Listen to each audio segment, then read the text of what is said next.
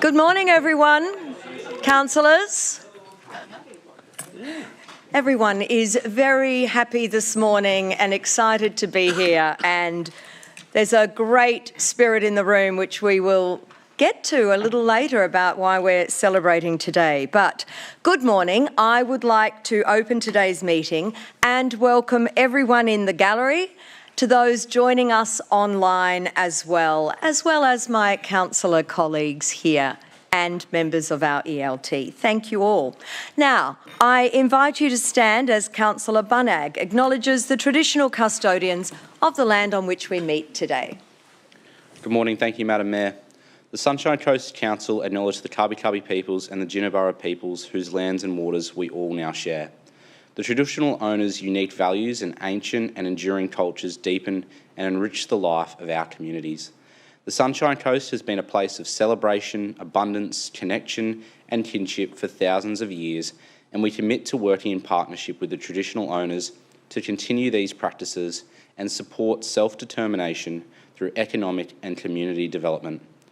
Truth-telling is a significant part of our journey, and legacy issues resulting from colonisation are still experienced by traditional owners and First Nations people.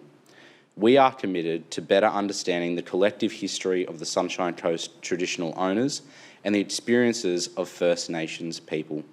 We recognise our shared history and will continue to work in partnership to provide a foundation for building a shared future with the Kabi Kabi people and the Jinnaburra people. We pay our respect to the traditional owners of the Sunshine Coast and to their elders past and present, and acknowledge the important role First Nations peoples continue to play within the Sunshine Coast community. Together, we are all stronger. Thank you, Councillor. Now, if you're able, please remain upstanding as I invite Senior Pastor Lawrence Sayuli from Nambour Christian Church to provide us with a blessing. Good morning, Pastor. Good morning. Good morning, Mayor. Good morning, councillors, and good morning, CEO and managers of our council. Let's bow our heads in prayer. Lord Jesus, I acknowledge your lordship over the universe. I acknowledge your lordship over our nation, this great south land of the Holy Spirit. I acknowledge your lordship over the Sunshine Coast.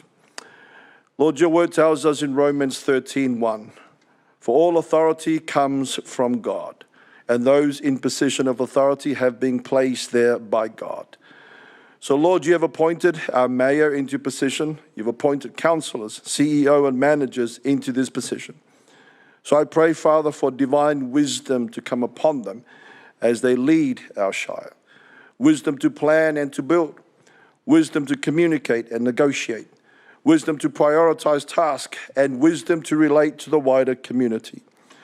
Lord, I ask that your heavenly blessing be poured right across the Sunshine Coast on every family, every home, every marriage, and every person.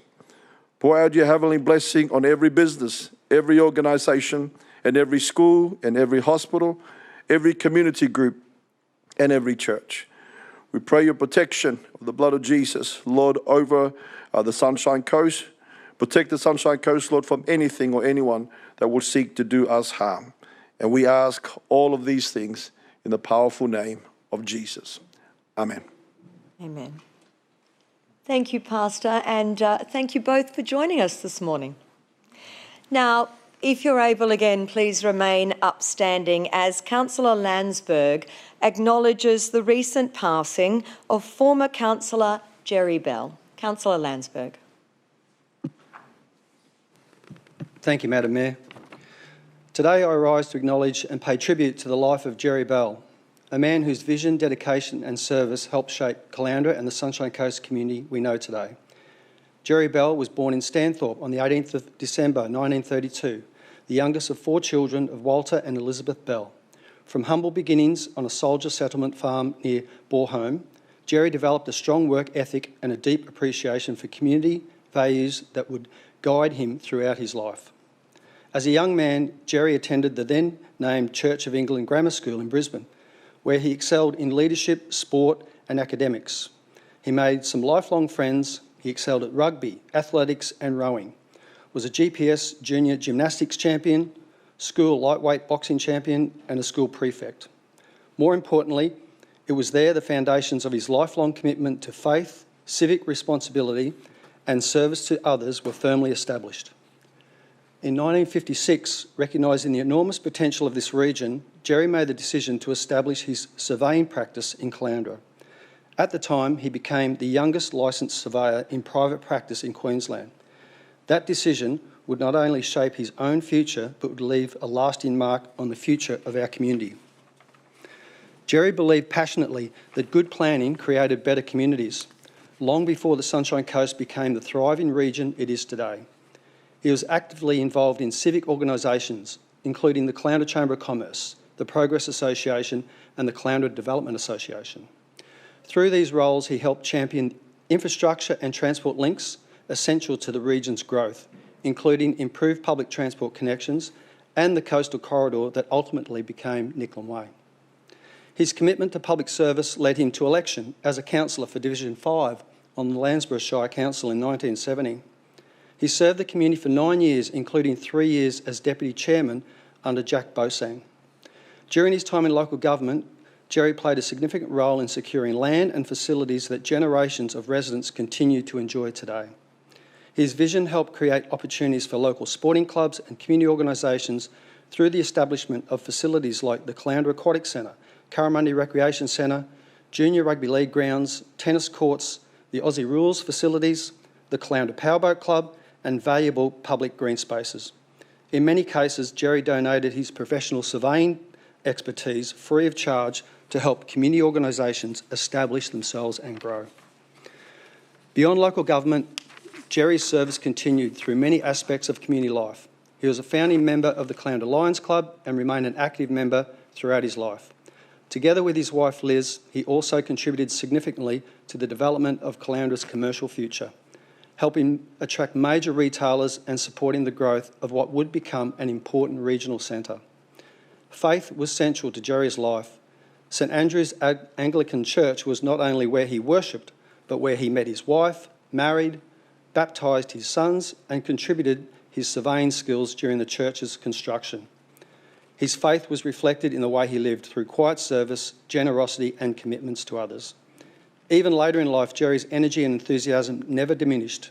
He pursued his passion for agriculture at Peachester, restoring a dairy farm and breeding award-winning Illawarra cattle while continuing to contribute to the agricultural community. Jerry Bell's story is one of vision, hard work, leadership and service. His legacy can be seen across Caloundra and the wider Sunshine Coast in the roads we travel, the facilities we use, the organisations he supported and the community he helped build. On behalf of the Sunshine Coast Council and the broader region, I extend our sincere condolences to the Bell family and all those who knew and loved Jerry. May we remember him not only for what he achieved, but for the spirit of service and community that guided his life. And may I just say, I know it was a little bit longer than usual, Madam Mayor, but I really thank the Chamber for allowing me to share those words. Thank you. Thank you, Councillor Landsberg. May he rest in peace. Thank you all, and you may now be seated. Thank you.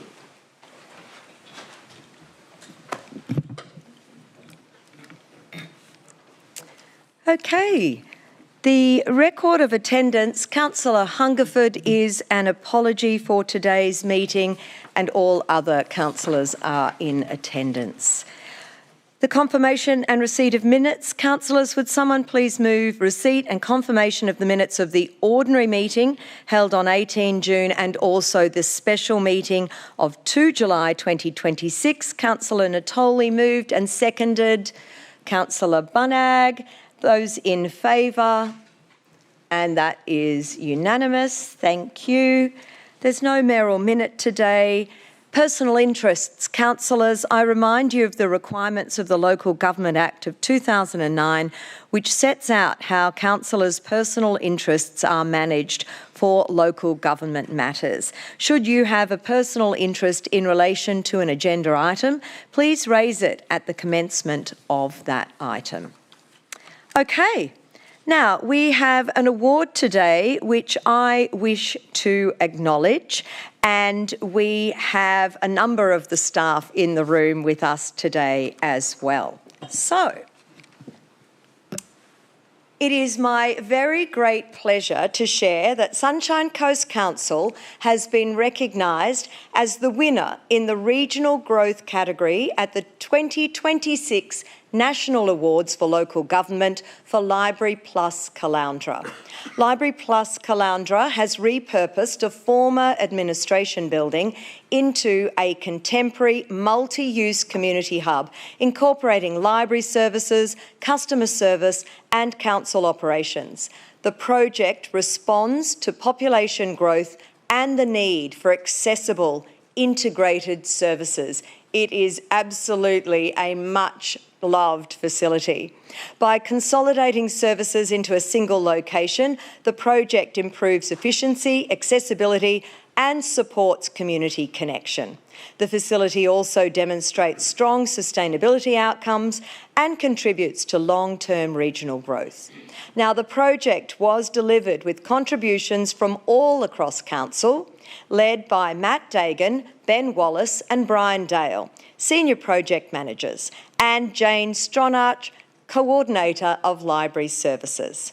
Welcome to the Chamber, Mr Wallace, Mr Dale and Ms Stronach. Many congratulations to you and also to everyone involved. So please do take our congratulations away with you, because for everyone involved in the project, you have delivered an outstanding product. It is recognised at a national level. I was so proud to receive the award in Canberra on your behalf, so it gives me great pleasure now to pass it on to you today to take and recognise this award. So thank you all very much, and we'll take the photo now if you'd like to come forward, and if the local councillor or portfolio councillors would like to join for the photo, please do. Clap. Yes.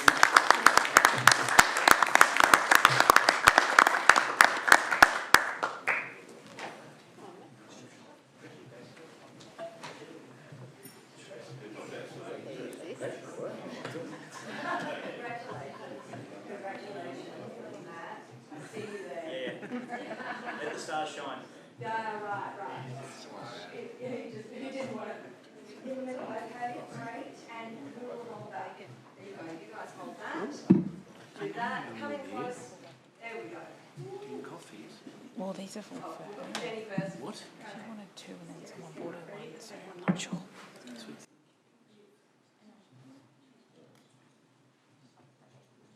Great, congratulations. You get to take that back now. Yep. Thank you.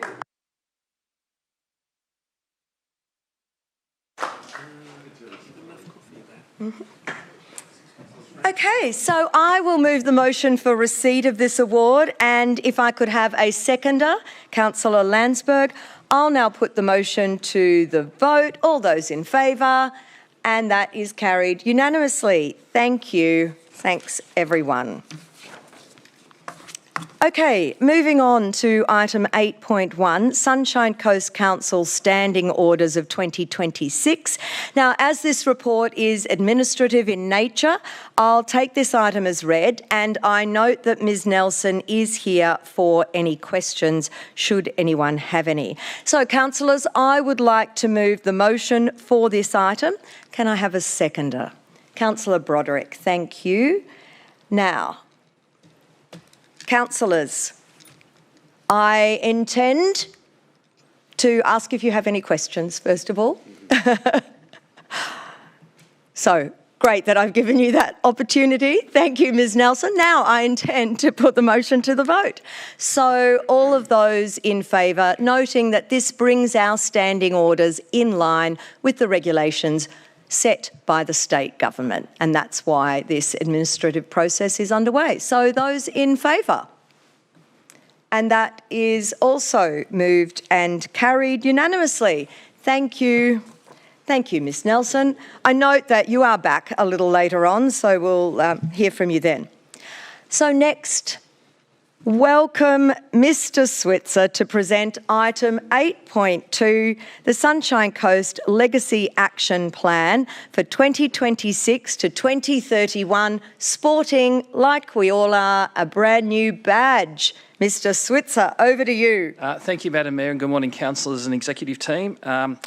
Yes, 5 years ago to the day, as some of us were there, our community gathered at the Kings Beach Amphitheatre. It was a pretty brisk evening, where Brisbane were announced as the host city, and Sunshine Coast announced as a co-host city for the 2032 Olympic and Paralympic Games. So it's 5 years ago to the day, so it is very good timing that we're here, because in 6 years' time to the day, we'll be preparing for the opening ceremony of the Olympic Games. In fact, some of the events for the 2032 Olympics would have started. For example, football. So we may have had some Olympic events already here on the Sunshine Coast this day in 6 years' time. Our region will be in the midst of Games fever and about to commence 16 days of Olympic and 11 days of Paralympic action. But today, with the Legacy Action Plan, it's what happens when the Games are finished.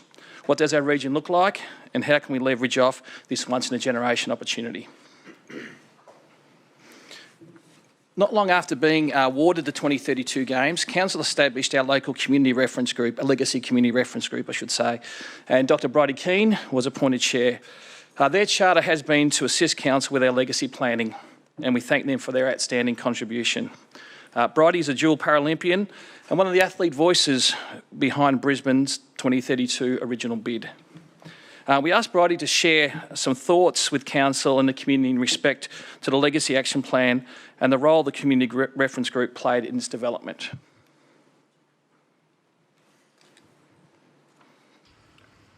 Hello, I'm Bridie Keane and I am here talking to you today as Chair of the Community Reference Group that has contributed to the Sunshine Coast Council Legacy Action Plan.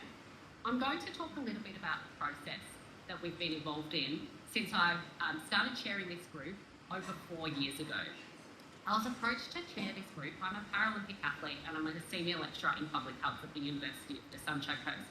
And I was asked by Sunshine Coast Council to chair this group and was involved in bringing together a group that represents our community and our region and the diverse and very important voices that have helped shape our legacy action plan going into Brisbane 2032. As a Paralympic athlete, I know how incredible hosting a home games will be, but what has been so fantastic about this process of the Community Reference Group is we've brought together a group of us that have worked together for over 4 years in consultation with Sunshine Coast Council to give feedback, to provide our insights, to bring our community voices, to ensure that this Legacy Action Plan is something that represents diverse and our entire community, and is something that makes sure that our region is better off as a result of hosting the Games here in 2032. I'm really looking forward to seeing this Legacy Action Plan come to fruition. I personally am working really hard in the inclusive sport space and will continue to do so for 2032 and beyond. And thank you so much for having me present a little bit more information about our process. As Bridie said, this has been 4 years in the making. In 2022, we stood up our Legacy Community Reference Group, and in 2023, the CRG developed a 10 plus 10 plus vision, and this document identified the aspirations for our region. And what you'll see to the right-hand side of the presentation there, in terms of legacy, our region has already had some significant announcements that will deliver brilliant legacy for our region. And I talk, of course, of our arena and athlete village. And when we talk arena, we're talking exhibition and convention centre, which has been talked about on the Sunshine Coast for decades. Sunshine Coast Stadium, the expansion there, a project that was well and truly planned and thought of before the Games became a reality. A new mountain bike centre, again, another project which we had done a lot of planning for and has now come to fruition. And of course, the wave, and we've all known the history of whether it be the Camcost corridor and our striving for improved public transport on the Sunshine Coast. So, yes, they will assist in delivering a successful 2032 Games. However, more importantly, they will serve our community well beyond the Games. And this is what true legacy is. And we are already well on our way. As Bridie mentioned, community engagement has played a very key role in shaping this Legacy Action Plan. There's also our citizens panel. Whereas the CRG had been on a journey for a few years, for most of our citizens panel, this was their first introduction to the Games. Their aspirations, which was great to hear, were very similar to those of the CRG in most areas. However, there were some nuances and some new things raised. So we were able to incorporate some of these new ideas and some feedback into our Legacy Action Plan being presented to Council today. Engagement with council officers and with councillors has been very important because we needed to assess what is realistic and fundable and to ensure strong alignment with existing strategies across the organisation and our region's long-term strategic objectives. And of course, Elevate 2042, which is the overarching Games legacy strategy, was strongly considered in our Legacy Action Plan. There are many consistent themes between our Legacy Action Plan and that of Elevate 2042. However, our plan does identify aspirations and actions that are very unique and bespoke to the Sunshine Coast. In terms of the Legacy Action Plan itself, which is being presented to Council today for consideration, the vision has been tweaked slightly since the 10+10 vision in 2023. However, the messaging is clear. Your 2032 Games are the start. A more connected, inclusive, sustainable and active Sunshine Coast is our future. The 5 aspirations remain, however, now have actions attached to them to deliver on. At a very high level, these include better transport connections, new and improved community facilities, new opportunities for local businesses, stronger support for grassroots sports, and more opportunities for our artists and our young people. The plan also includes actions to support local suppliers, strengthen procurement networks, grow tourism, attract investment and accommodation, develop games-related supply chains, and connect local and First Nations businesses with future projects and events. The Legacy Action Plan is a roadmap of 40 practical actions that use the Games as a catalyst to accelerate the infrastructure programs and investment our growing region already needs. It is important to note that the Action Plan is not just the responsibility of Council to deliver. Some will be our responsibility. However, we'll be playing a role also in often of the facilitation, partnering and advocacy space. For example, you'll note that actions such as the waiver included. Whilst primarily being funded by the state and federal governments, we have a key role to play in working with our partners to derive best benefits for our community. The Legacy Action Plan is ambitious but practical. 35 of the 40 actions endorsed are already funded through existing operational budgets, the Council's endorsed Capital Works program and external commitments, including projects in the Queensland Government's 2032 delivery plan. Some initiatives were strongly identified by our community and have been included. They will, however, be required to be further investigated and presented to Council for consideration and prioritisation. It is my pleasure on behalf of our community to present this Legacy Action Plan to Council for endorsement. Thank you, Madam Mayor.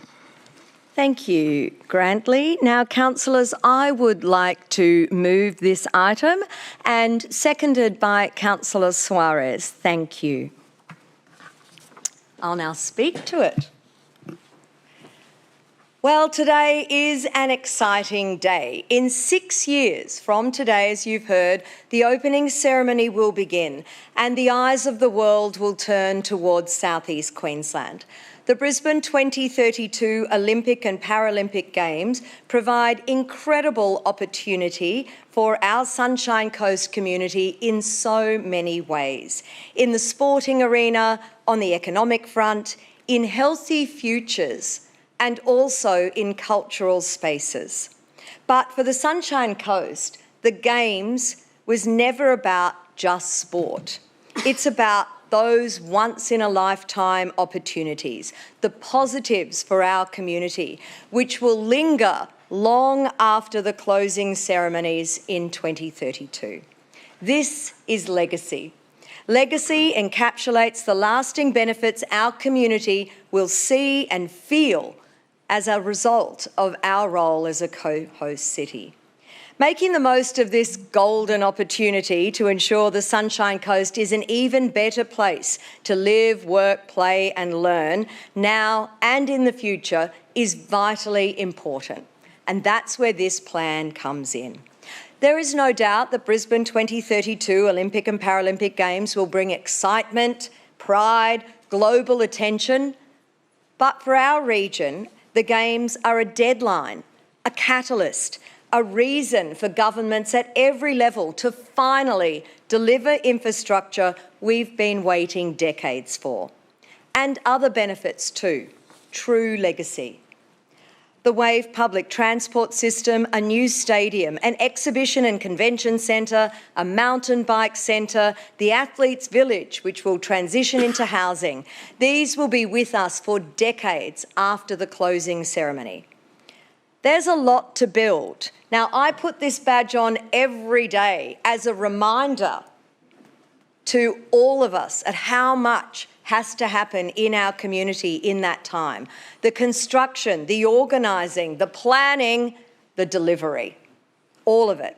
And this Legacy Action Plan is our pathway to shape and deliver a Games legacy that reflects the values, strengths and dreams of the Sunshine Coast.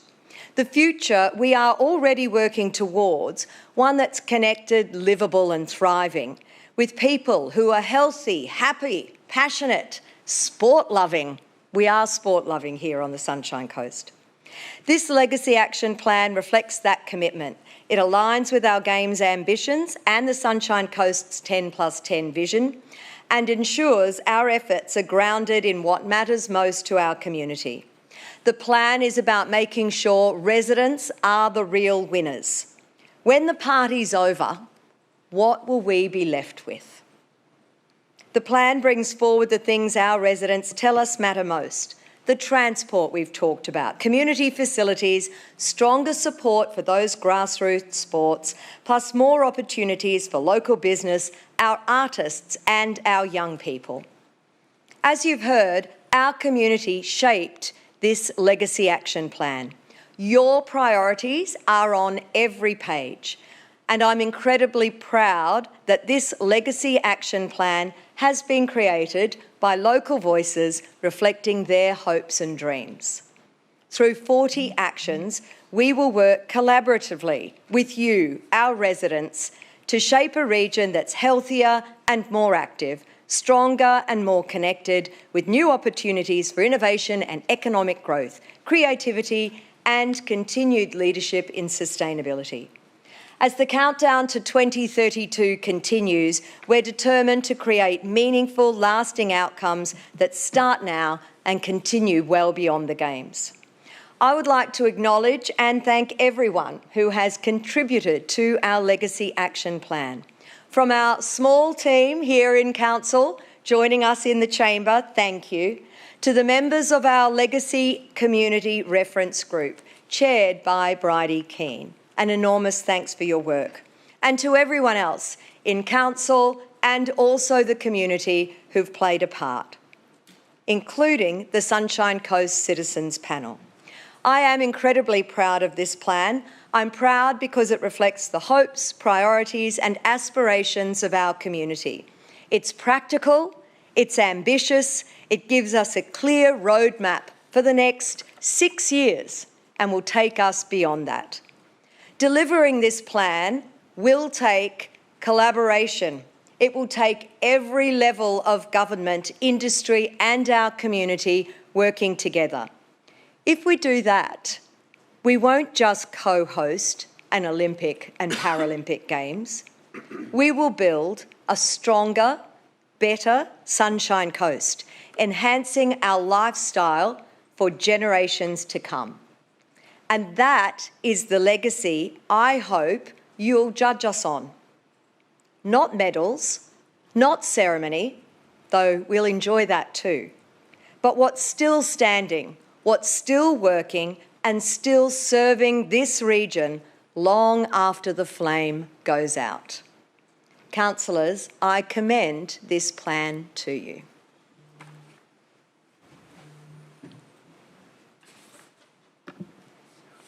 Councillor Suarez. Thank you, through you, Madam Mayor. Yes, it is an excellent plan. Thank you very much, Mr Switzer, for putting this together. And it is a once-in-a-generation opportunity for our region that we really do need to capitalise on. And I'm really proud of the legacy that the Sunshine Coast Council has displayed. We have been held, and I'm going to sing your praises on your behalf. Really, we have been held in high esteem and as an exemplar to other councils and stakeholders in terms of the legacy work that you have done. A lot of people have followed your example, so it's a real credit to the team and the work that you have done. And the plan is a clear roadmap, as Madam Mayor said, and it will maximise the opportunities that we've identified across those 5 broad outcomes. And it's not something that we can achieve alone. It's not something that the Sunshine Coast Council have just looked at internally. We have reached out, and Bridie Keane, who has chaired our community reference group, and all of the participants in that reference group, their insights and knowledge that they have put into this legacy action plan have been extremely valuable, and I thank each and every one of them. I'd also like to acknowledge the state and federal government partners for their support and investment, and I appreciate all the work that they've done and all the funding that they have supplied to us, and hope that that continues because as we need. The engagement for this legacy action plan goes broader than the CRG, the community reference group, the state and federal government. It's also the number of meetings that the team have had with local sporting groups, schools, residents, business communities, to make sure that their insights were included, and also to educate them in terms of how they can leverage this opportunity themselves.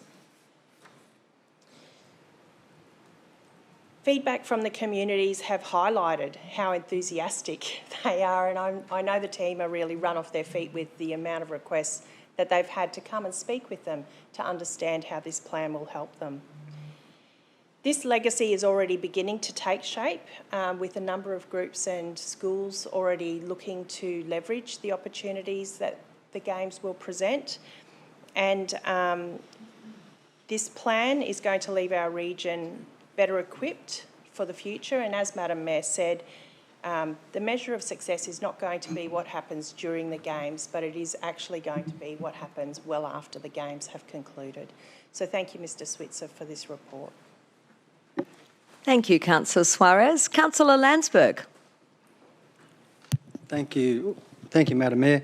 And yes, I rise to support, obviously, the Legacy Action Plan, and obviously want to acknowledge the huge amount of work that's gone into it from, obviously, council and external organisations that have had a huge amount of input into this.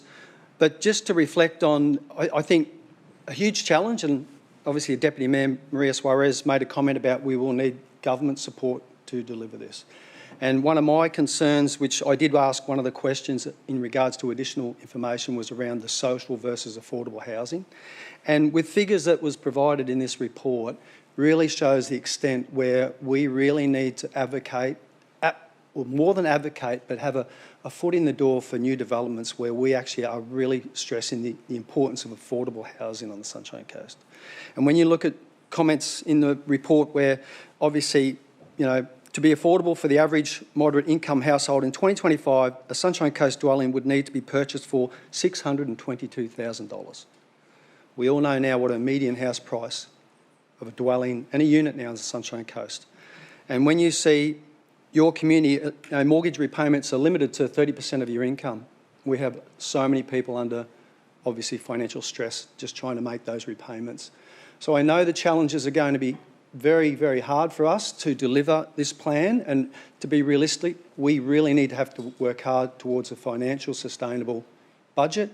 We have 10-year line items to look at all of our depreciations and projections and capital works, and I know in this room fully supportive of what we're doing today, but I'm sure that those discussions will be ongoing, and thank you for your support. Thank you. Thank you, Councillor Landsberg. Councillor Burns. Thanks, Madam Mayor. For you. I probably would put the badge on, but I'm not much of a badge wearer, so I may get my ear pierced, and we'll work it that way. Just a couple of questions to start, if I can, please, Grantley. So just in the legacy plan, really encouraging to see, obviously, those 5 broad areas. I've just got a question in regards to the Cultural Olympiad program, because I note that we recognise it as a thing. It's only the one dot point. I'm just wondering, are you able to clarify who the partners are that we'll be working with to develop the readiness, because it talks in the legacy plan about readiness and a cultural kind of capacity. I'm just curious about what that will look like and who will be working with towards that. Thanks, Councillor Burns. Through you, Madam Mayor. The Cultural Olympiad, to be fair, hasn't got a great deal of legs at the minute. I think there's been a strong focus from all partners on competition venues and villages and the like. However, ultimately, the Cultural Olympiad is an initiative that is led by Brisbane 2032, the organising committee. However, has a strong reliance, particularly on other games delivery partners, including the state government and the Sunshine Coast Council. What we have done in terms of preempting some work, if you were to look at the Sunshine Coast Arts Plan that was adopted last year by Council, there's a strong focus on 2032. So internally, we're already thinking about what are our arts and cultural opportunities for 2032. However, we will have to be in some ways a fast follower in terms of the OCOG. Brisbane 2032 will be leading that, and that will actually start in 2028. So keeping in mind that in 2028 there is a closing ceremony in LA, and that is when Australia will first, or Brisbane 2032 will first come onto the stage, and that usually incorporates some type of cultural performance. It is we're ready internally here with working closely with our arts team and our arts community. So I've been to the Sunshine Coast Arts Foundation and the Arts Board on a number of occasions. So the key for this, it's a good example, is where whilst we might not know what the Cultural Olympiad looks like and feels like at this point in time, is to continue to build the capacity of our arts community. So that's kind of the focus at this point in time. Thanks for the explanation, and look, absolutely encourage that, because I think there's a real opportunity for the coast broadly to grow in maturity in that space. Just another question too, if I may. In the legacy plan, we obviously and rightly are talking about a lot of our sporting infrastructure and those kind of measures. Under the sustainability part, it talked about seeking those 6-star accreditations and that sort of stuff for facilities. Is that still a thing? Like, my understanding, has there been an adjustment and change with financials and budgets and state government priorities in that? Absolutely, in terms of, and again, this is one of those examples where we're somewhat beholden to, in this instance, the Games Independent Infrastructure Coordination Authority, who are delivering the venues, but absolutely remains the ambition is for these to be, and the Sunshine Coast Stadium, the design brief that the architects are working towards now, is the ambition of a 6-star Green Star facility. It's a bit difficult for our mountain bike centre, for example, to be 6-star Green Star, because it's they're kind of that accreditation is built more around a vertical build, where it's not so much at the mountain bike centre. But within all partners, absolutely remains the ambition for these to be, sustainable and accessible.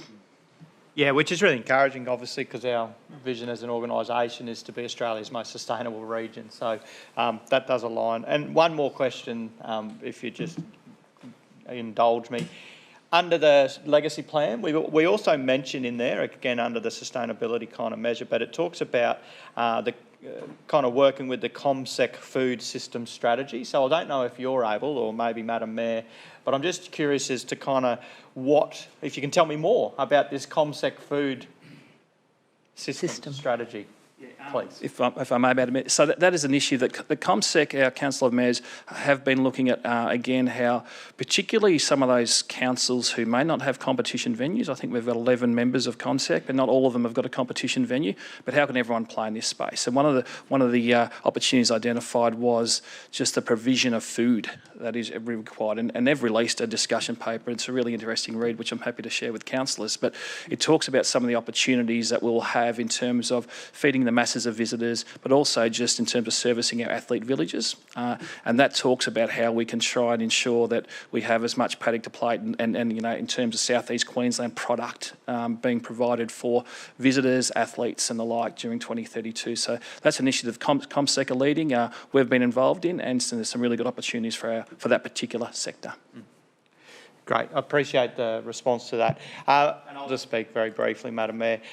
Firstly, thanks to the team. It's a small but mighty team. And when you look at the documents like this and the amount of work that's happened to date, it's easy to imagine that there's a cast of thousands in the background doing that stuff. So thanks for your diligence and your passion. I know this is not just something you do because You know, you kind of like the idea and having a job, like you're deeply passionate, and that shows up in the way you do the work. I think why I asked some of those questions about the breadth of this is that, as Madam Mayor said in her opening remarks, the 2032 Olympic and Paralympic Games isn't about the sport only. Yep, it's a big show, and there's a lot of sport that happens, but the opportunity that this provides for us as a region is really quite significant. It covers across all of those aspects of what it means to be a great region, a strong community.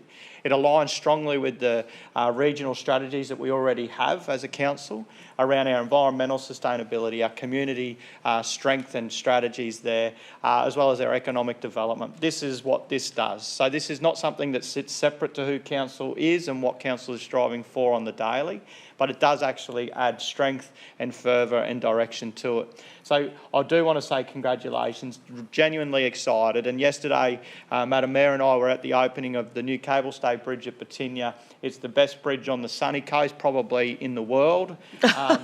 And it is actually a fundamental key piece of infrastructure that will actually connect to Olympics infrastructure from our wave and heavy rail station at Petition right across to the stadium precinct.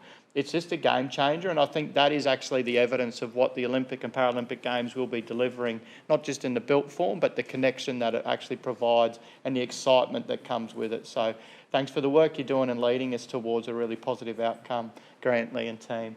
And I can't wait, and I've actually been in training too, so we'll see whether or not I can get the Taekwondo belt. Thank you. Thank you, Councillor Burns, and I love your logic. If that's the best bridge on the Sunshine Coast, and the Sunshine Coast is the best place in the world, it's the best bridge in the world. So, the excellent logic. Thank you so much. Councillor Bunag. Good morning. Thank you, Madam Mayor, and through you, I think Councillor Suarez might beat you to Australia's representative spot at Taekwondo in 2032, Councillor Burns, and I'm sure you could have a fight about it and work that out amongst yourselves. But thank you, Mr Switzer, for your presentation. I really appreciate the work that yourself and the team have done over many years to get to this, and want to acknowledge the work of previous councillors and also members of the CRG and the broader community who have contributed to this plan.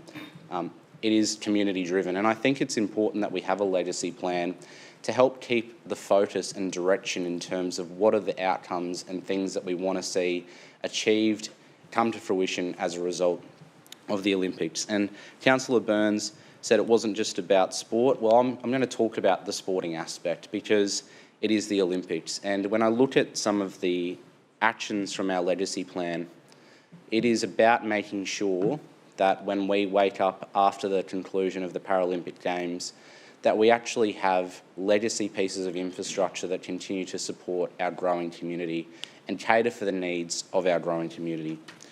And one of the things that I reflect on is when I had the opportunity as a kid to go along to the opening ceremony of the 2000 Olympics at the Gabba. I know it was in Sydney, the Olympics, but they had ceremonies and openings across the nation in Melbourne, Brisbane, and Sydney. And one of the things that was so exciting as a kid is actually then going to go and see some of those sports. And I was a soccer player as a young fella and got to go and see Brazil play at the Gabba, and it was an absolute raucous crowd. And the thing that I came away inspired from that was, I'm going to sound a bit controversial here, was not to go and have dinner at a 1,000-seat convention centre with 1,000 of my closest friends. It was actually to keep playing soccer and to keep playing sport. And I recognise that as a growing region, having things like an arena and having things like an entertainment and convention centre are things that are desirable and necessary. But when I think about the Olympics and I think about our community and I think about, you know, the little Taylors or the little Tims or the little Rosannas who are going to be watching the sport, whether it's the Paralympics or the Olympics, they're going to want to be inspired to go and play the sport that they play. And I was down in Geelong recently seeing my beloved Cats play. What a great win that was. And I also got to have a look from the outside at the new Convention and Exhibition Centre that Geelong has. And it's an incredible building. I'm sure it's going to be an incredible success for that region. But on the Saturday morning, as I was driving through Geelong, you know where the beating heart of the community actually was? It wasn't a convention centre, it wasn't an exhibition centre. It was the netball courts. It was the AFL fields. It was the soccer fields. And when I think about the missing pieces of legacy infrastructure that this plan continues to call upon and ask for, respectfully from our state and federal counterparts, it is around our indoor court investment on the Sunshine Coast. You know, it's not for people who don't want to play sport, and I recognise that the Olympics does bring a large amount of people who are here for the party, not necessarily the sport. But I guess I'm here for the mums, the dads, the kids, the oldies who play pickleball, the oldies and the youngies who play netball, futsal, basketball, that we need this investment long term. We're going to continue to advocate for this particular piece of infrastructure, not because we just think it's a fantastic idea, but because an independent review twice thought it was a good idea, validated it twice, and has continued to promote its importance to our community. So I commend the work that this group and this council and our leadership through the Mayor has been able to do in terms of this legacy action plan, but we cannot take our foot off the gas in terms of advocating for a great outcome for indoor sports players on the Sunshine Coast. Thank you, Councillor Bunnag. Councillor Law. Thank you. Through you, Madam Mayor. I will speak briefly in support of this plan on account of a lot of key points have already been made. But I do want to thank Grantley and your whole team who have navigated government reviews, more than one of them, who have done their best, all of you, to ensure that we do get the sporting legacy that was mapped out and determined prior to the Games even being announced to come to the coast. As you mentioned, 5 years ago today, when that announcement happened, I recall it being extremely cold, but it is meant to be a Summer Olympics, so we'll see what the weather's doing in 6 years' time. But it was a very, very positive moment for the whole region, and some of that has been unravelled and taken apart by those state government reviews, and that is unbelievably disappointing, as Councillor Taylor has already mentioned. And we've got work to do to recover from that. But there are also many, many positives to focus on and to make sure that we do enjoy and we do have. And I think that this plan goes some way towards making sure that our region as a whole gets as many gold and silver medals as we can, and we don't have many losers out there amongst our community who don't see or get to have the benefit. And I reckon that's the challenge that we've got ahead of us, and I think that's what this report and this plan documents for us, is how to ensure the whole region and the whole community will benefit. And there was a comment from Dr. Bridie that really jumped out for me and I think sums this up perfectly. And that is that collectively we have the single mission to make our region better off for hosting the Games. So thank you for what you've done, and thank you for what I know you and your team will do to make sure that that happens. Thank you, Madam Mayor.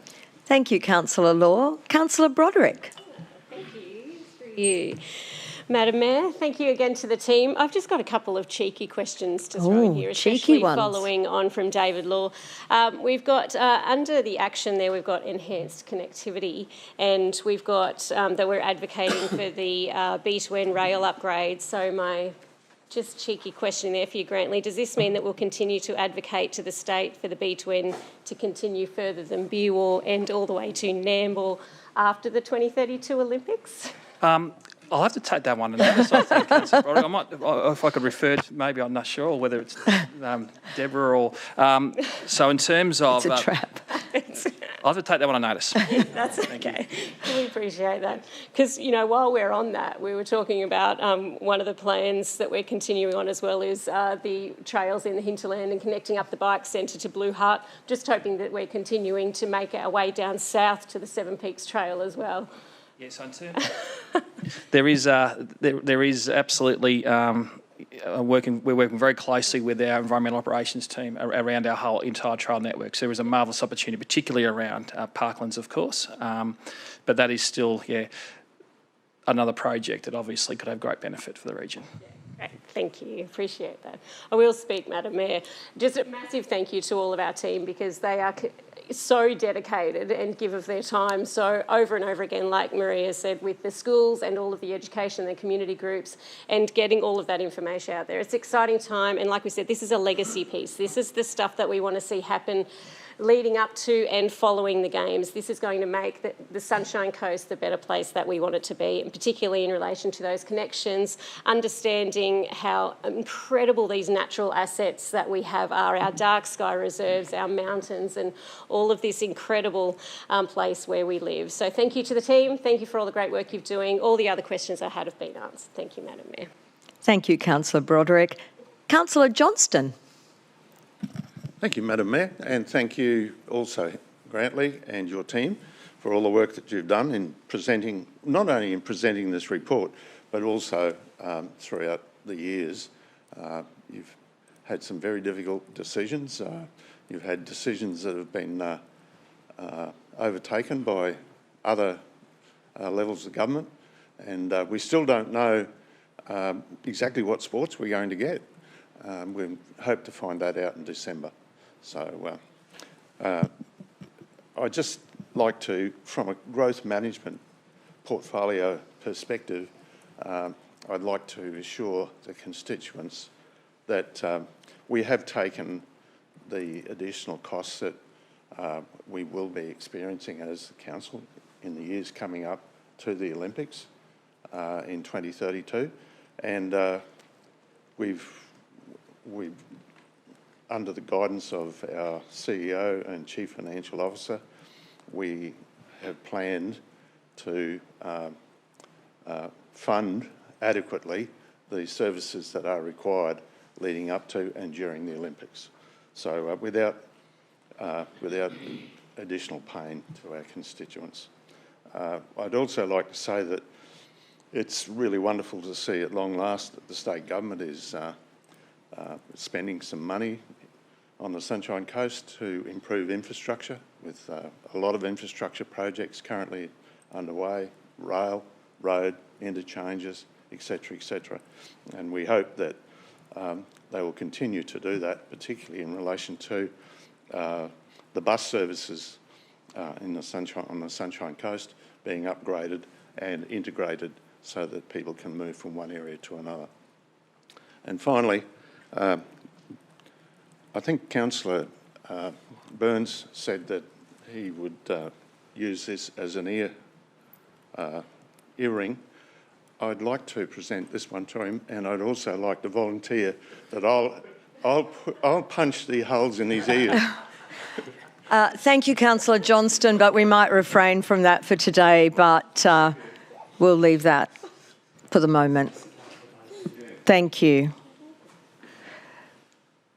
No one else wishes to speak. Okay, well, I will only close in saying thank you for all of your comments and your support for this Legacy Action Plan, where we support the aspirations of our community, because legacy is about what is left on the Sunshine Coast after the flame is out, after the party ends. What are we left with? How do we serve our community? And that's what this whole process has been about.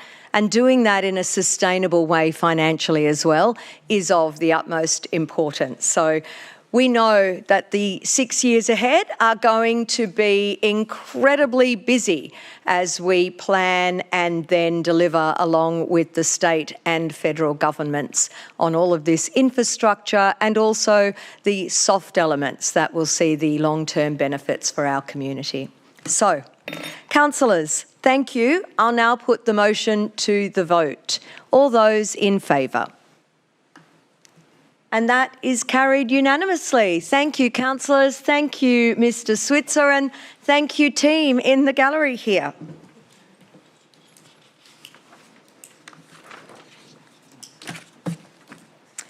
Okay.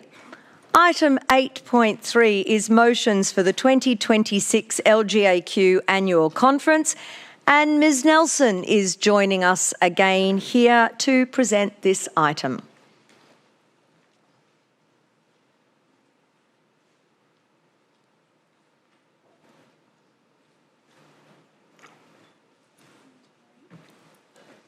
And here she is.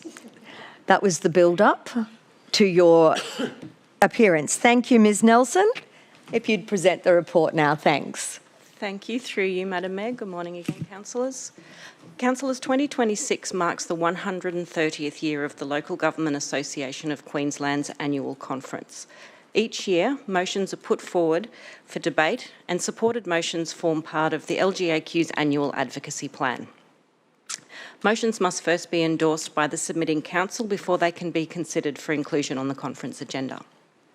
We have 4 motions for you this year for your consideration and your endorsement. The first motion calls for amendment to the Queensland Human Rights Act to recognise housing as a human right. This may be timely, as the Queensland Government recently announced a review into the Human Rights Act, and a discussion paper is due for release on the 30th of September. The second motion relates to state planning reform to existing use rights for short-term accommodation in low-density residential zones. This calls on the state government to implement targeted legislative and regulatory reform to better manage the impacts of short-term accommodation on housing supply and residential amenity. Our officers have worked with officers at Noosa Shire Council and, if supported today, will be presented to the LGAQ as a joint motion. And we understand that Noosa passed that resolution last week. The third motion was developed as an outcome of the consultation on the dog areas exercise plan. It expands the permissible use of dog registration fees to support dog management infrastructure and complementary services.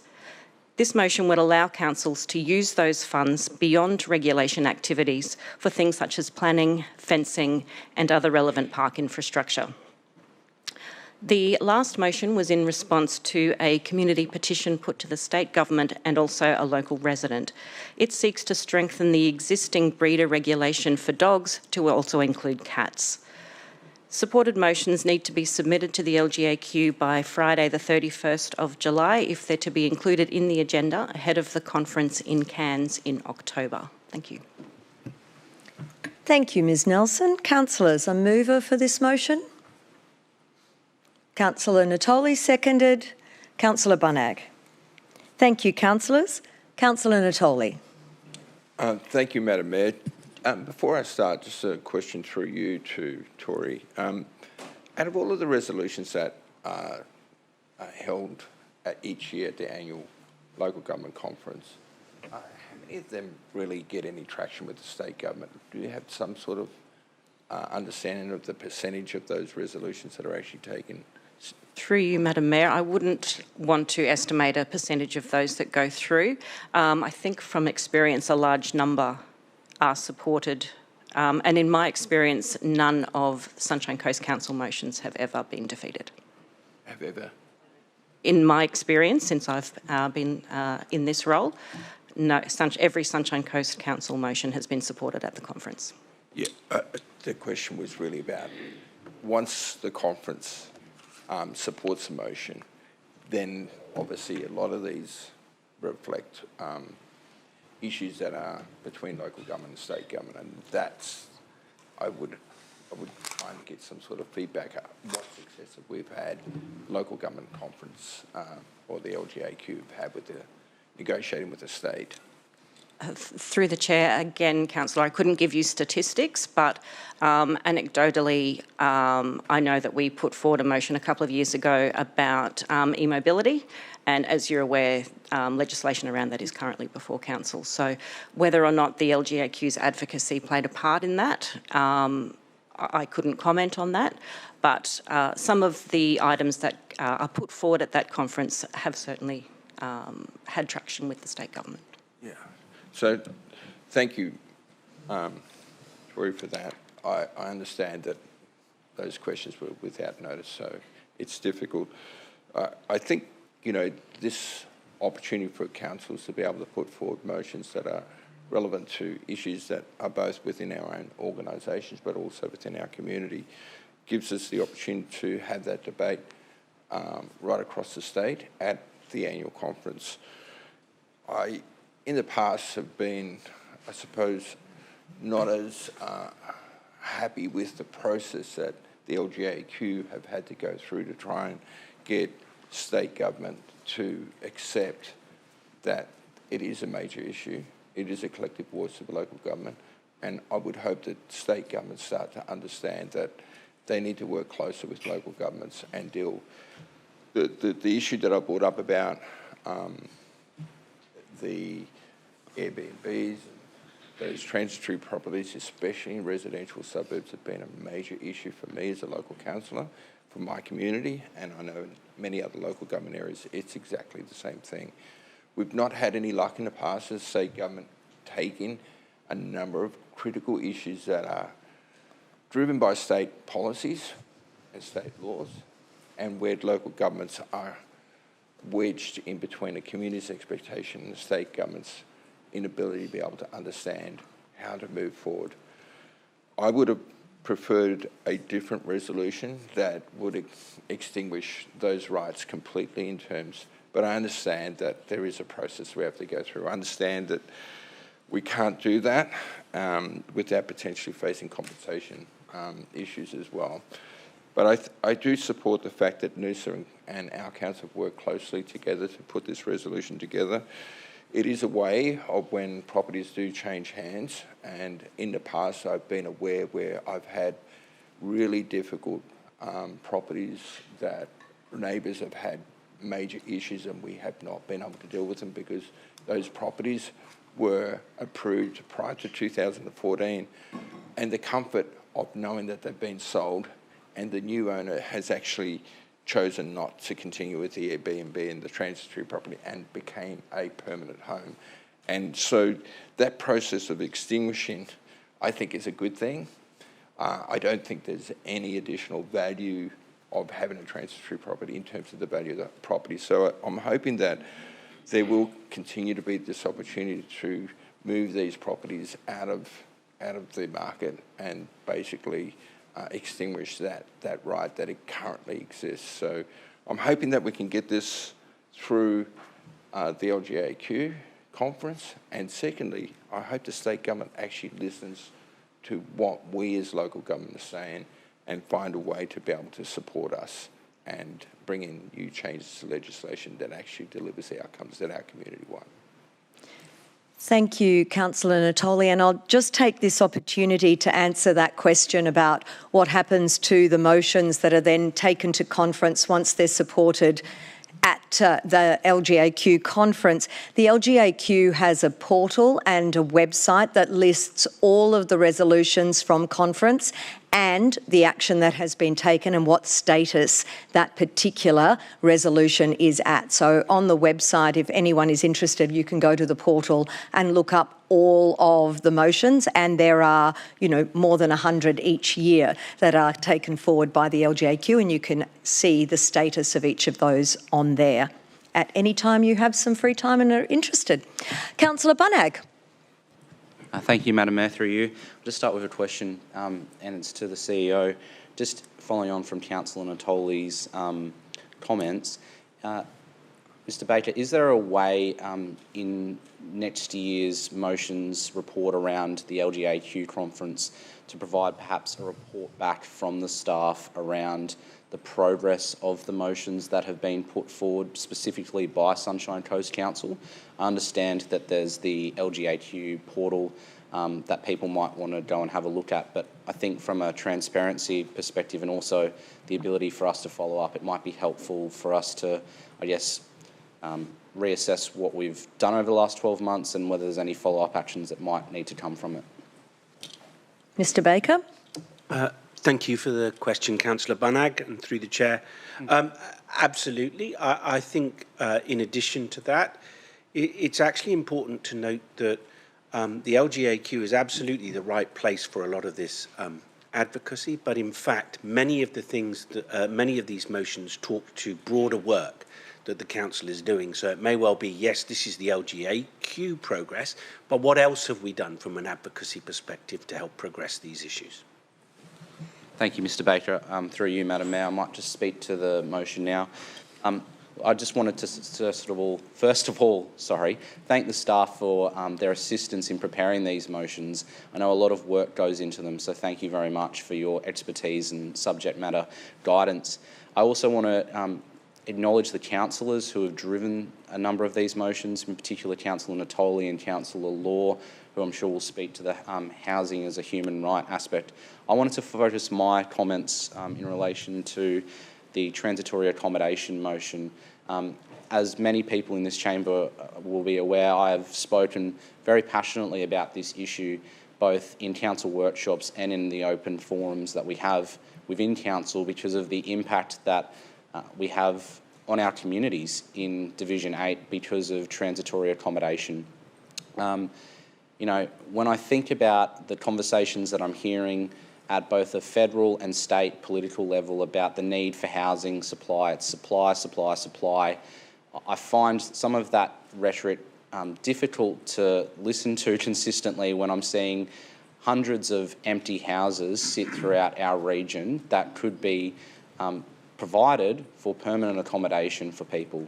And I accept and recognise the individual property rights of people to make their own decisions about how they want to manage their own properties, but that comes at a cost to the community in terms of the availability of housing and the residential impacts that it has in our communities. So if I give an example, there's a couple that live in Majimba who I recently met, and they are an older couple who this is their forever home. They are surrounded by 8 transitory accommodation homes in a low density residential area.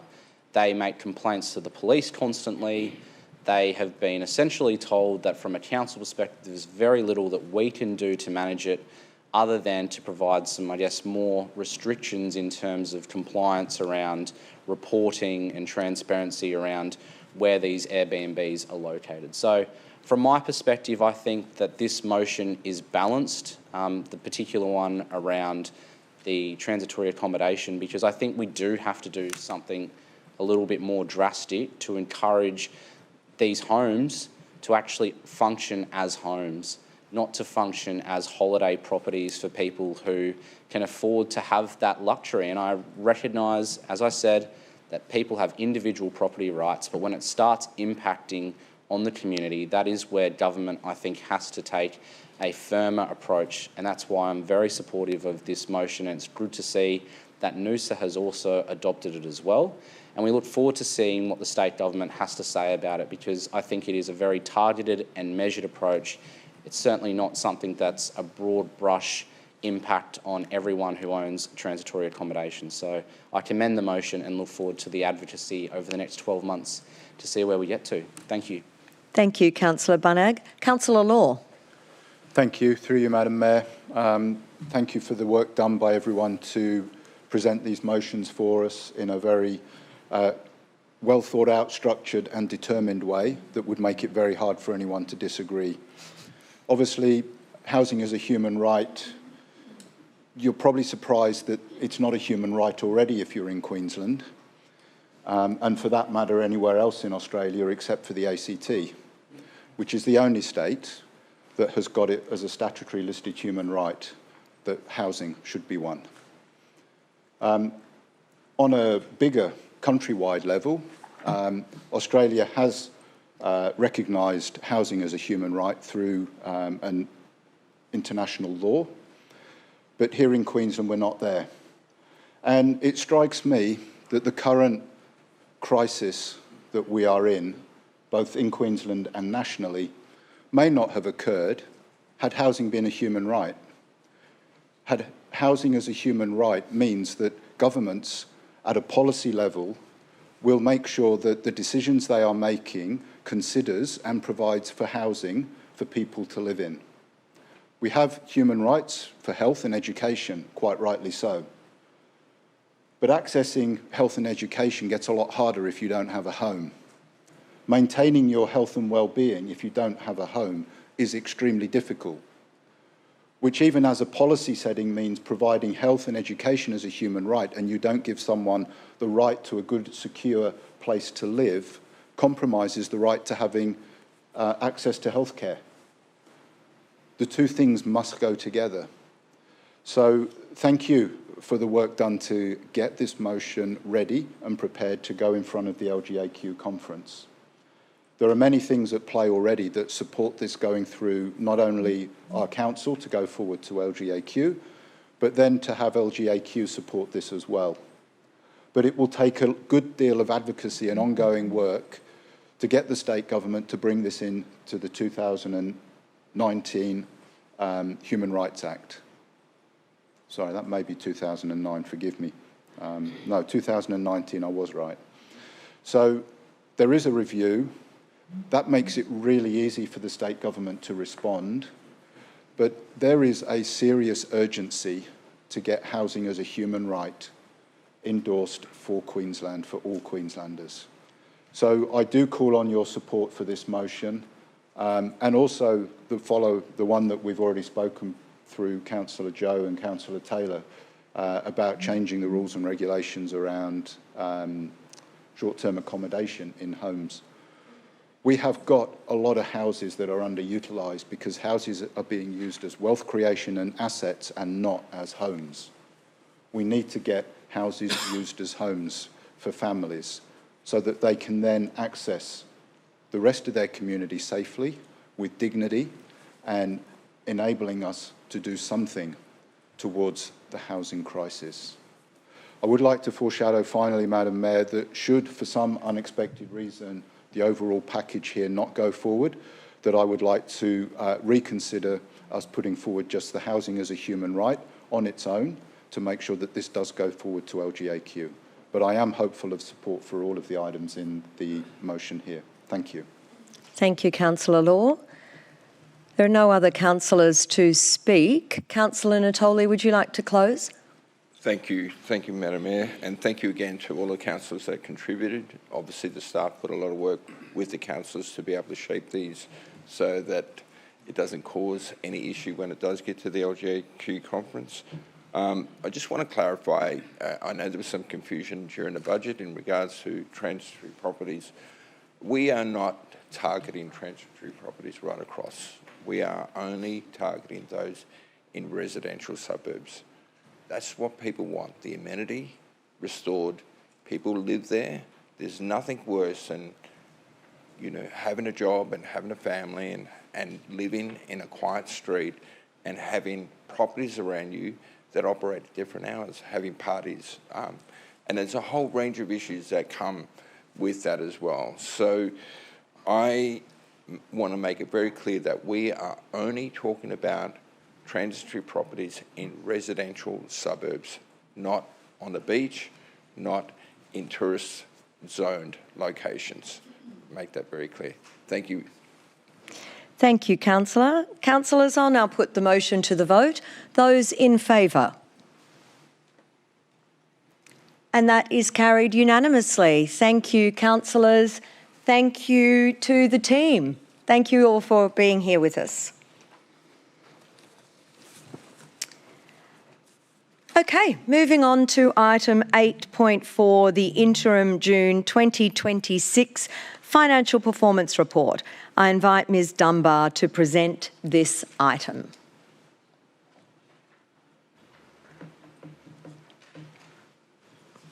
And here she is. Welcome. And welcome, Ms Rudd.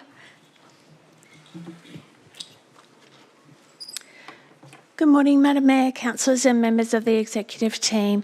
I'm here to present the interim financial performance report for June 2026. The final results presented today are preliminary and subject to final year-end review processes. Additional year-end adjustments will be required and will be reflected in the final audited results, which are planned to be presented to Council at the November ordinary meeting. At the 30th of June, Council's interim result is a deficit of $8.3 million, which is $5 million better than the full year budget. This is due to operating revenue $2.4 million higher than budget and total operating expenses $2.6 million lower than budget. The major revenue variances include fees and charges, $1.7 million lower than budget related to the state waste levy revenue, being lower than budget due to less materials going over the Way Bridge compared to last year. Interest received from investments, $2.1 million above budget. Other revenue, $2.6 million above budget, with the major contributor being revegetation offsets of $1.9 million. Internal quarry sales are down on budget by $1.5 million, but this is offset by some strong external quarry sales of $720,000 this financial year.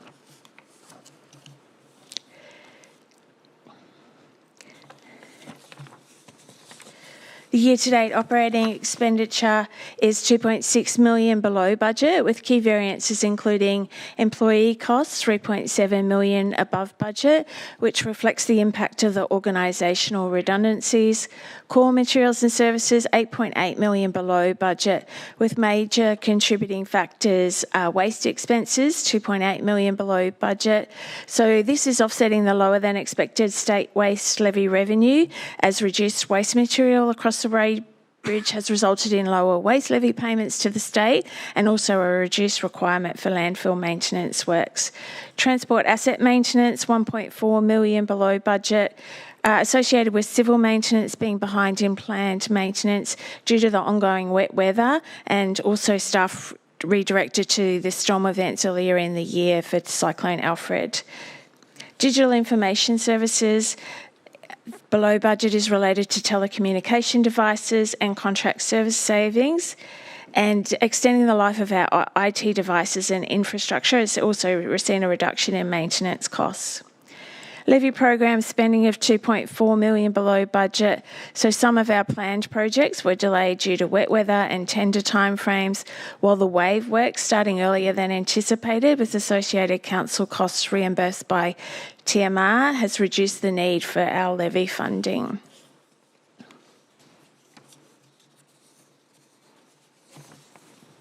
Loss on disposal of assets, $26.5 million above budget.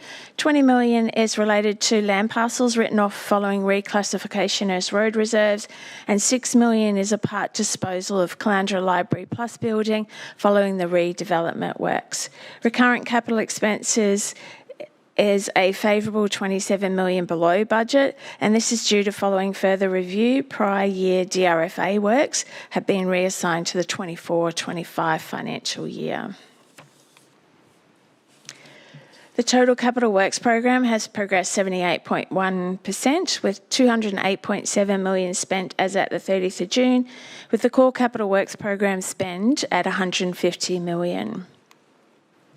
As at the 30th of June, Council's cash balance, excluding trust, is $312.9 million, which is made up of $128.7 million unrestricted cash and $184.2 million in restricted cash.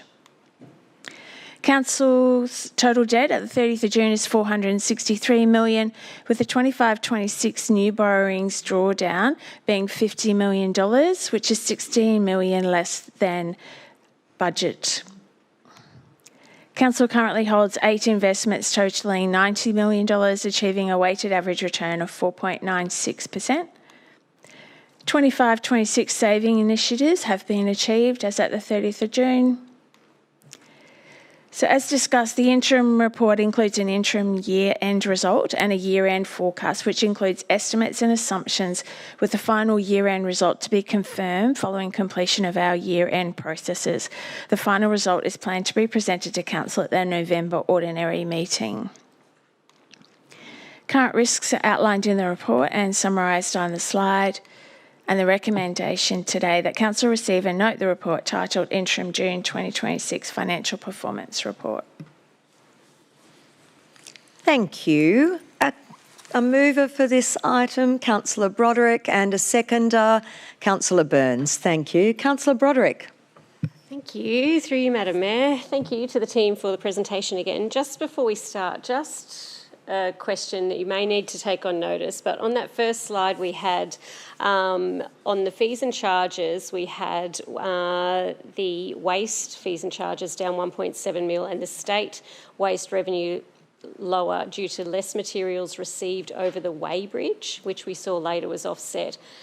Does that mean that there is less rubbish going over the Weybridges and we've just over budgeted this year? Yeah, so through the chair, so our budgets are based on assumptions, and we work on like our prior year actuals. So that lower revenue is definitely related to less tonnages going over the weighbridge. So compared to last year, there's actually 5,000 tonnes less going over this financial year than last financial year. Thank you. And we also made reference then to the state levy, which is where the offset came from. Can you explain how the state levy works in this scenario? So what percentage is given back to the state? So through the chair, I will have to take that on notice. Thank you. Thank you. Just wanted to start that waste conversation there. Thank you, Madam Mayor. Through you, I'll speak to the motion now. Support the recommendation that we've got here and note that this is our interim June financial report. So as the title suggests, this interim report providing Council with the provisional view of our financial report as at the end of 30 June. There are still end-of-year processes, reconciliations and final adjustments to be completed, and we'll receive the final audited position for this financial year later in the year, about November, I believe. Yep. As such, while this report provides a strong indication of our current position and has some nice looking figures in it compared to what we're expecting, it should be viewed as a snapshot rather than a final result. Overall, these results reflect Council's ongoing commitment to financial stewardship while continuing to deliver services, infrastructure and community outcomes across the region. We understand that the cost of living is really tough for many residents right now, and we're hearing that loud and clear. And it's important for Council to demonstrate that we are continuing to work hard to deliver the expected community services in the most efficient and effective way possible. So while our overall position is stable, we should remain mindful of the impact of the delayed capital works, which was a standout. Today, a significant portion of the capital program has been deferred or progressed more slowly than anticipated. And while that contributes to a stronger cash position right now in the short term, we will need to carefully monitor the flow-on effects as we move particularly into Budget Review 1 and what that looks like. The challenge will be ensuring that these projects can be delivered within revised timeframes without creating additional pressure on future budgets, resources and delivery capacity. And I think one thing that our council is starting to learn and do really well is make those difficult decisions as we go along. As councillors, we have a responsibility to balance the needs of today's community with the long-term financial sustainability of Council. So this report indicates that we're continuing to do that in a measured and responsible way. So thank you to the finance team, our ELT and the staff right across the organisation for the hard work that they're doing in maintaining this financial position, and I support the recommendation. Thanks, team. Thanks, Councillor Broderick. Councillor Johnston. Thank you, Madam Mayor, and through you to the entire team, the financial team. Thank you very much for a very comprehensive report. And I just wanted to make the comment, or two comments. Firstly, to congratulate Councillor for Division 1. Jenny has done a magnificent job while and addressing this issue whilst Councillor Hungerford's away, and it's much more pleasantly delivered. Thank you. Councillor Johnston. Secondly, I think you better stop that there. Yeah, I was. Good. I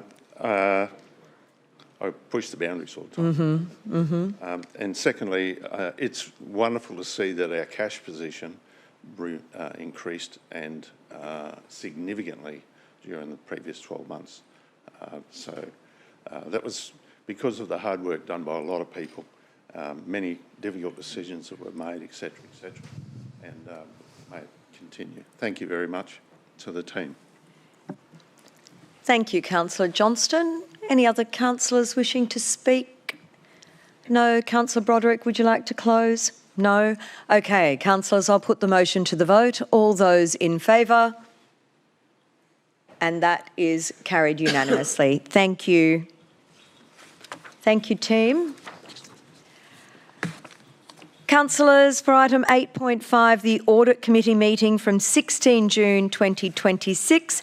Mr. Parsons, our Chief Financial Officer, is here if we have any questions.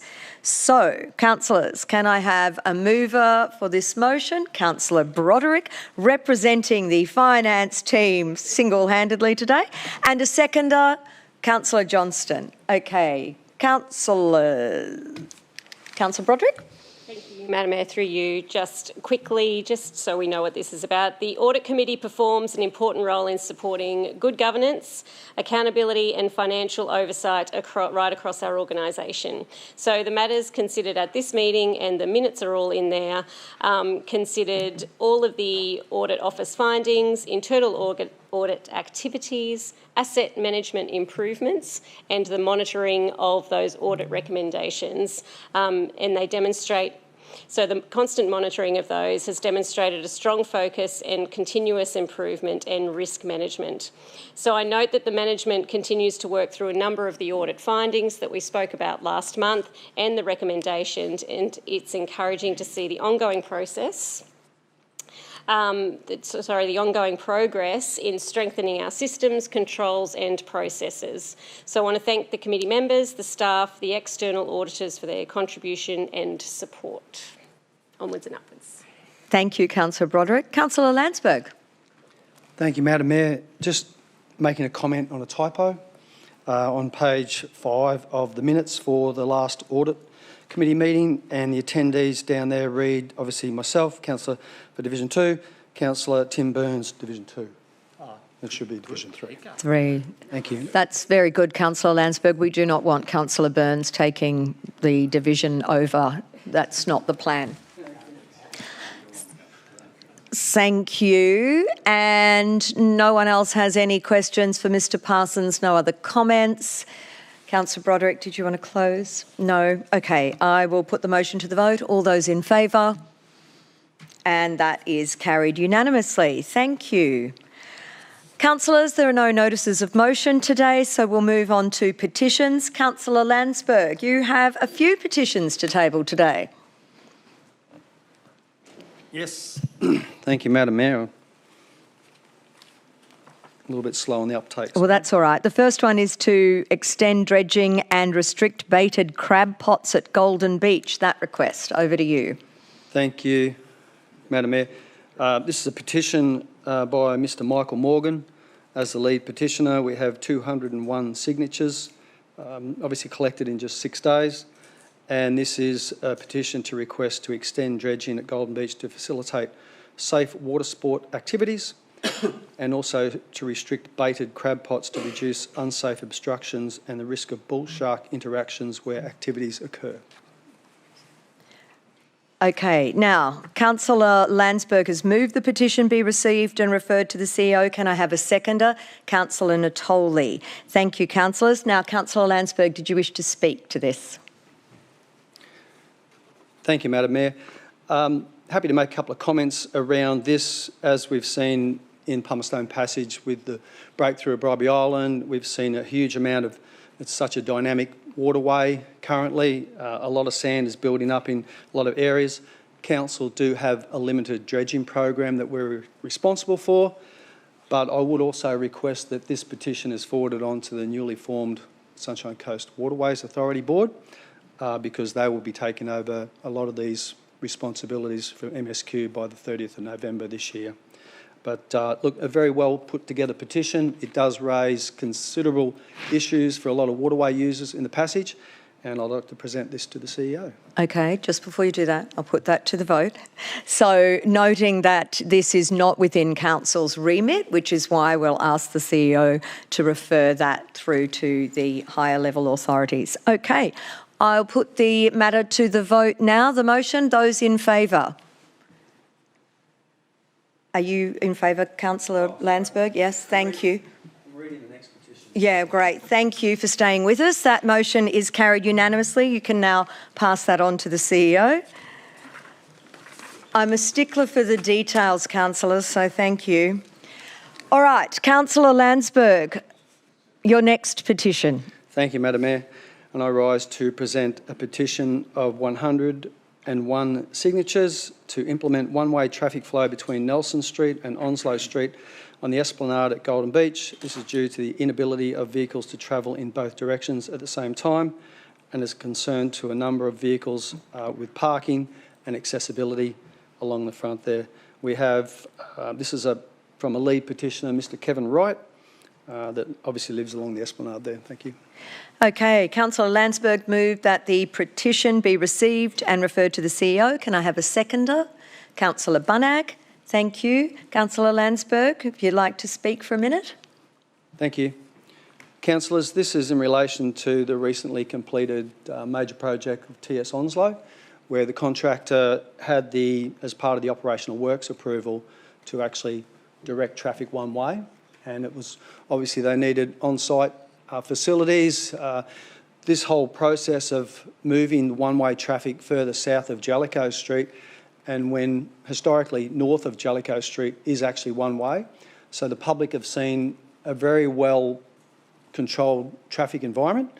Obviously the local residents are supportive of keeping it one way, but as per the contractor's responsibilities in regards to the approvals, they had to put it back to the original traffic, obviously direction, which is both ways. So obviously a very well presented petition, and yes, I am supportive of the actual intent of this petition. Thank you.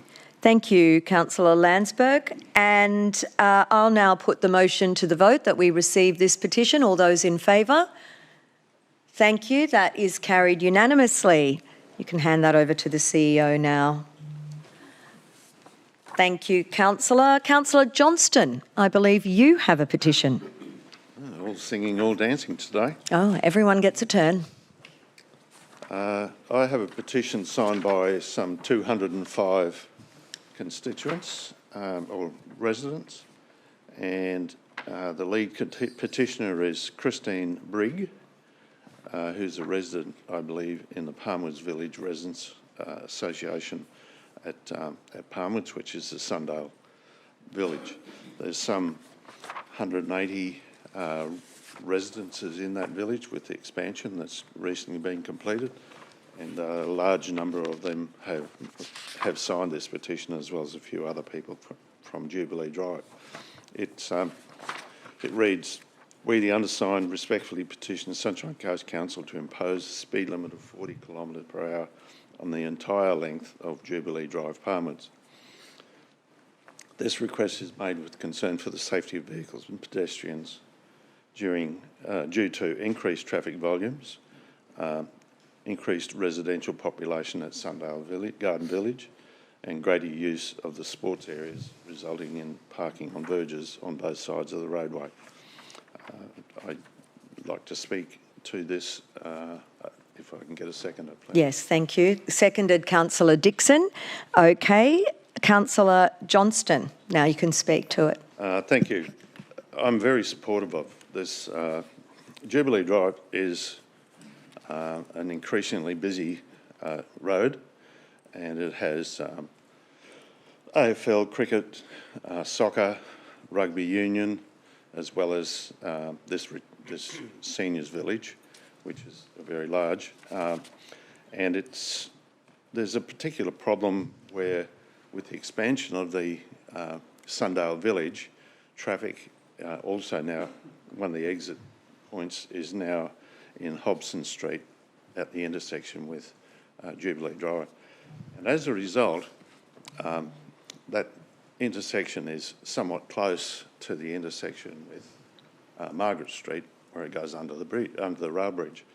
The traffic backs up through there, and at times when it's not backing up, it's quite dangerous, particularly for people, elderly people who are a bit slower off the mark, to come out from that intersection, as well as people coming out from the sporting facilities.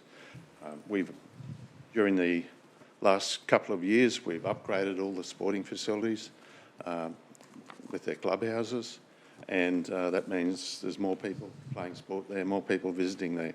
And I think that although Council has looked at this before and assessed it and said that the posted speed limit of 60k indicates that drivers are travelling at a safe speed, that's within the 60k. However, it's a bit too, 60 is a bit too high. So I'd like to pass this on to the CEO. Thank you, Councillor Johnston. I will now put the motion to the vote. Those in favour? And that is carried unanimously. Thank you. You can hand that to the CEO.